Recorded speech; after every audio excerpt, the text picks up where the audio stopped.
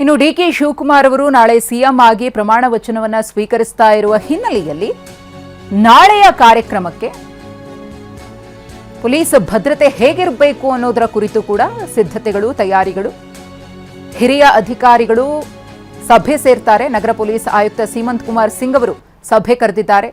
ಲೋಕಭವನದ glass ಹೌಸ್ನಲ್ಲಿ ಕಾರ್ಯಕ್ರಮ ನಡೆಯುತ್ತೆ. ಸಿಎಂ ಆಗಿ ಡಿಕೆ ಶಿವಕುಮಾರ್ ಅವರು ಪ್ರಮಾಣ ವಚನವನ್ನು ಸ್ವೀಕಾರ ಮಾಡ್ತಾರೆ. ಬಿಗಿ ಭದ್ರತೆಯನ್ನು ಕಲ್ಪಿಸುವ ನಿಟ್ಟಿನಲ್ಲಿ ಕಾನೂನು ಸುವ್ಯವಸ್ಥೆಯನ್ನು ಹೇಗೆ ಕಾಪಾಡಬೇಕು ಅನ್ನೋದರ ಕುರಿತು ಚರ್ಚೆಯನ್ನು ಹಿರಿಯ ಅಧಿಕಾರಿಗಳ ಜೊತೆಗೆ ನಗರ ಪೊಲೀಸ್ ಆಯುಕ್ತರಾಗಿರುವಂತಹ ಸೀಮಂತ್ ಕುಮಾರ್ ಸಿಂಗ್ ಅವರು ನಡೆಸಲಿದ್ದಾರೆ. ಟ್ರಾಫಿಕ್ ಡಿಸಿಪಿಗಳ ಜೊತೆಗೆ ಸಭೆ ನಡೆಯುತ್ತೆ. ಲಾ ಅಂಡ್ ಆರ್ಡರ್ ಡಿಸಿಪಿಗಳು ನಗರ ಪೊಲೀಸ್ ಆಯುಕ್ತರ ಕಚೇರಿಯಲ್ಲಿ ನಡೆಯುವಂತಹ ಸಭೆಯಲ್ಲಿ ಭಾಗಿಯಾಗ್ತಾರೆ. ಕಾರ್ಯಕ್ರಮ ನಡೆಯುವಂತಹ ಜಾಗದ ಬಂದೋಬಸ್ತ್ ಬಗ್ಗೆ ಅಧಿಕಾರಿಗಳಿಗೆ ಸಲಹೆ ಸೂಚನೆಯನ್ನು ಕೊಡಲಿದ್ದಾರೆ. ಇವತ್ತು ಮಧ್ಯಾಹ್ನ 3 ಗಂಟೆಗೆ ಸಭೆ ನಿಗದಿಯಾಗಿದೆ.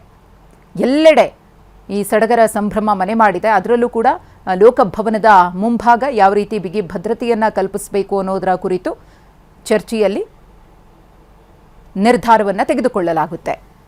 ಡಿಕೆ ಶಿವಕುಮಾರ್ ಅವರ ಅಭಿಮಾನಿಗಳಿರಬಹುದು, ಕಾಂಗ್ರೆಸ್ನ ಕಾರ್ಯಕರ್ತರಿರಬಹುದು, ಹೆಚ್ಚಿನ ಸಂಖ್ಯೆಯಲ್ಲಿ ಬರೋದ್ರಿಂದ ಯಾವುದೇ ರೀತಿಯ ಅಹಿತಕರ ಘಟನೆಗಳು ನಡೀಬಾರದು.